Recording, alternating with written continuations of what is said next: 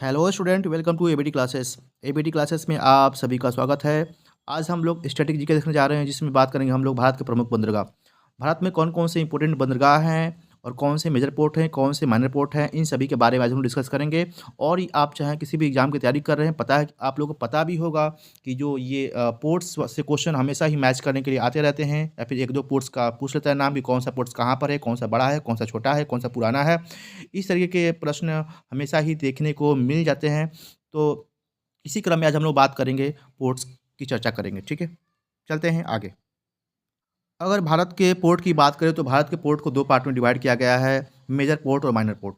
भारत के जो बंदरगाह हैं उसको दो भागों में डिवाइड किया गया है, मेजर और माइनर्स, है ना, छोटे बंदरगाह और बड़े बंदरगाह। अगर बात करें 2024 के अनुसार, तो 2024 के अनुसार भारत में 13 मेजर बड़े बंदरगाह हैं और 217 जो है कि माइनर बंदरगाह हैं, छोटे बंदरगाह हैं। ठीक है, अब बात करें कि 217 छोटे बंदरगाह बहुत ज़्यादा आप लोग को समझ में आ रहा है कि बहुत ज़्यादा ये तो है, लेकिन बात करें ऐसा कि नहीं है।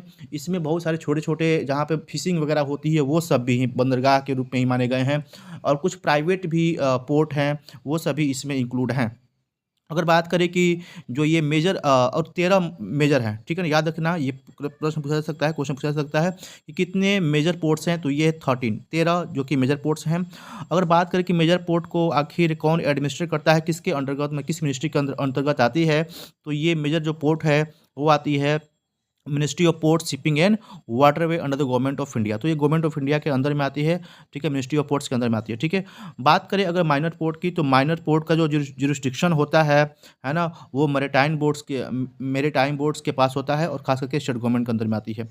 अगर आप लोग को ये तो पता ही होगा कि भारत का जो कोस्ट लाइन है, काफ़ी अच्छी खासी भारत के पास कोस्ट लाइन है ना, 11,098 किलोमीटर कोस्ट लाइन, इसलिए हमारे यहाँ, ठीक है, बहुत सारे बंदरगाह पोर्ट्स देखने को मिल जाते हैं। ठीक है, अब हम लोग बात करते हैं एक एक बंदरगाहों की।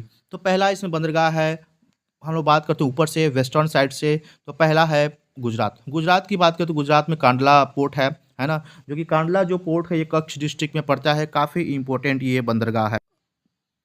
नेक्स्ट बात करें तो मुंबई पोर्ट। मुंबई पोर्ट काफ़ी एक इम्पोर्टेंट पोर्ट माना जाता है। ठीक है, Mumbai port is the largest port in India. एक सबसे बड़ा लार्जेस्ट पोर्ट माना जाता है मुंबई पोर्ट को भारत का, by the size and shipping traffic. It is located in natural harbours on the western coast of India. Western coast में है ना, और सबसे बड़ा पोर्ट है भारत का, लार्जेस्ट पोर्ट है भारत का, याद रखिएगा, मुंबई पोर्ट। ठीक है, नेक्स्ट बात कर रहे हैं हम लोग महाराष्ट्र में ही जवाहरलाल नेहरू पोर्ट्स। ठीक है, जवाहरलाल नेहरू पोर्ट्स। ठीक है, मुंबई पोर्ट्स की थोड़ी सी, इतना ज़्यादा बड़ा वो पोर्ट है मुंबई वाला पोर्ट्स, है ना, इतने ज़्यादा शिपमेंट वहाँ पर आते रहते, तो उसके थोड़े से बोझ को कम करने के लिए ना इसको बना दिया गया। ठीक है, तो Jawaharlal Nehru port also known as the Nhava Sheva port, इसको नहवा सेवा पोर्ट्स के नाम से भी जाना जाता है, याद रखिएगा। लार्जेस्ट कंटेनर पोर्ट है, क्या है ये, लार्जेस्ट कंटेनर पोर्ट है भारत का, याद रखिएगा। ठीक है, थोड़ा सा डिफरेंस जरूर याद रखिएगा।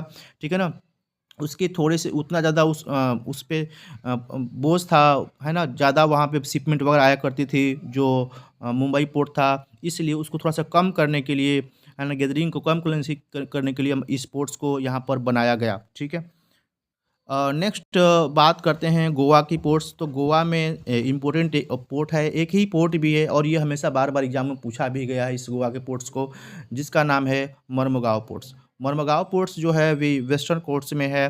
ठीक है ना, याद रखिएगा। और जो ये मर्मुगांव पोर्ट्स है, काफ़ी पुराना पोर्ट्स है, ये 1885 में इसको कमीशन किया गया था, है ना। यस, बात करते हैं नेक्स्ट पोर्ट। अगला जो पोर्ट है ये है कर्नाटका का, और ये है मैंगलोर पोर्ट। मैंगलोर पोर्ट काफ़ी इंपॉर्टेंट पोर्ट है ये भी।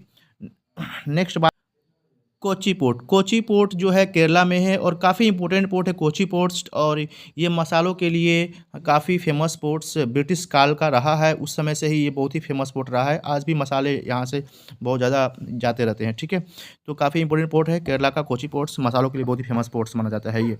ठीक है, नेक्स्ट बात करते हैं हम लोग तमिलनाडु। तमिलनाडु में तीन तीन पोर्ट्स देखने को मिलेंगे आपको, टूटिकोरिन पोर्ट्स, चेन्नई पोर्ट्स और एन्नोर पोर्ट्स। एन्नोर पोर्ट्स को हम लोग कमरजार पोर्ट्स के नाम से भी जानते हैं, काफ़ी महत्वपूर्ण पोर्ट्स है एन्नोर पोर्ट्स, और कमरजार पोर्ट्स के नाम से इसको जाना जाता है। नेक्स्ट बात करते हैं हम लोग अगले पोर्ट्स की, जिसका जो कि पोर्ट है विशाखापट्टनम में, और विशाखापट्टनम पता है आंध्र प्रदेश में पड़ता है, तो इस पोर्ट्स का ही नाम है विशाखापट्टनम पोर्ट। और काफ़ी ये डीपेस्ट पोर्ट है इंडिया का। ठीक है, काफ़ी डीपेस्ट पोर्ट है इंडिया का, सबसे डीपेस्ट यही माना जाता है इंडिया का पोर्ट, विशाखापट्टनम पोर्ट्स, ठीक है, जो कि आंध्र प्रदेश में पड़ता है। नेक्स्ट उड़ीसा का पोर्ट है। उड़ीसा का पोर्ट भी काफ़ी एक इम्पोर्टेंट पोर्ट्स माना जाता है, जो कि पारादीप पोर्ट। पारादीप पोर्ट्स एक आर्टिफिशियल पोर्ट्स है, ठीक है, क्या है, आर्टिफिशियल पोर्ट है, आर्टिफिशियल बंदरगाह है, याद रखिएगा पारादीप पोर्ट, ठीक है। नेक्स्ट बात करते हैं वेस्ट बंगाल पोर्ट्स के। तो वेस्ट बंगाल में दो पोर्ट देखने को मिलते हैं, काफ़ी इंपॉर्टेंट दोनों पोर्ट हैं, कोलकाता पोर्ट्स और हल्दिया पोर्ट्स, ठीक है। कोलकाता पोर्ट और हल्दिया पोर्ट्स, ठीक है ना, अगल बगल में ही हैं, ज़्यादा दूरी नहीं है दोनों दोनों में, ठीक है। और पता है कि हल्दिया जो पोर्ट्स है एक रिवराइन पोर्ट्स है, नदी पर ये पोर्ट्स बनाए गए हैं, ठीक है ना। कोलकाता पोर्ट्स की वही जो वहाँ पे महाराष्ट्र की स्थिति थी, वही स्थिति इसकी भी थी, है ना। तो थोड़ा सा कम करने के लिए, वहाँ के जो बोझ हैं हम उसको कम करने के लिए इसको यहाँ पे कम किया गया, क्योंकि वहाँ भी बहुत ज़्यादा कार्गो वगैरह शिपमेंट आती रहती थी, है ना। तो थोड़ा सा इसको कम किया गया, ठीक है। मेन कारण यही था इसको बनाने का। हम लोग कुछ फैक्ट्स देखते हैं, कुछ इंपॉर्टेंट, जो कि हमने 13 बंदरगाह देख लिए। अब 13 बंदरगाह के बाद हम लोग कुछ फैक्ट्स देखते हैं कि इम्पोर्टेंट बंदरगाहों के बारे में। तो श्यामा प्रसाद मुखर्जी पोर्ट ट्रस्ट जो कोलकाता का है, ये क्या है, ओल्डेस्ट पोर्ट है, जो कि पता है कि ब्रिटिश काल में ही इस पोर्ट्स को बनाया गया, है ना। तो काफ़ी इंपॉर्टेंट पोर्ट्स है ये, Shyama Prasad Mukherjee oldest port of India. इसको 1870 में ही कमीशन कर दिया गया था। नेक्स्ट बात करें अगर पोर्ट की, चेन्नई पोर्ट की, तो चेन्नई पोर्ट एक मेराइन पोर्ट्स है, ठीक है ना, लार्जेस्ट और सबसे ये लार्जेस्ट मेराइन पोर्ट है, लार्जेस्ट पोर्ट नहीं लेकिन लार्जेस्ट क्या है, एक मेराइन पोर्ट्स है, जो कि कहाँ पर है, तमिलनाडु में है, याद रखिएगा। नेक्स्ट बात करते हैं अगर हम डीपेस्ट पोर्ट की, सबसे गहरा, तो मैंने बताया पहले कि विशाखापट्टनम को पोर्ट जो है, विशाखापट्टनम जो पोर्ट है आंध्र प्रदेश का, उसको हम लोग सबसे डीपेस्ट पोर्ट के नाम से भी जानते हैं। नेक्स्ट अगर हम लोग बात करते हैं बिजिएस्ट पोर्ट की, भारत का सबसे बिजिएस्ट पोर्ट कौन सा है, तो वो है Jawaharlal Nehru port trust, JNPT Maharashtra, सबसे बिजी पोर्ट है। पोर्ट ब्लेयर जो पोर्ट है, ये सबसे यंगेस्ट मेजर पोर्ट माना जाता है इंडिया का, जो कि 2010 में इसको डिक्लेयर किया गया था, port Blair port youngest port of India. Next बात करते हैं हल्दिया सी पोर्ट्स की। तो ये एक रिवराइन पोर्ट है, जो कि मैंने बताया हुगली रिवर पे है। इसको डायमंड हार्बर के नाम से भी जाना जाता है, याद रखिएगा, डायमंड हार्बर के नाम से भी इसको जाना जाता है। Kochi port was known as queen और अरबियन सी। जो कोची पोर्ट था, जाके मैंने बताया मसालों के लिए काफ़ी फेमस पोर्ट था वो, उसे क्वीन ऑफ अरबियन सी भी कहा जाता है।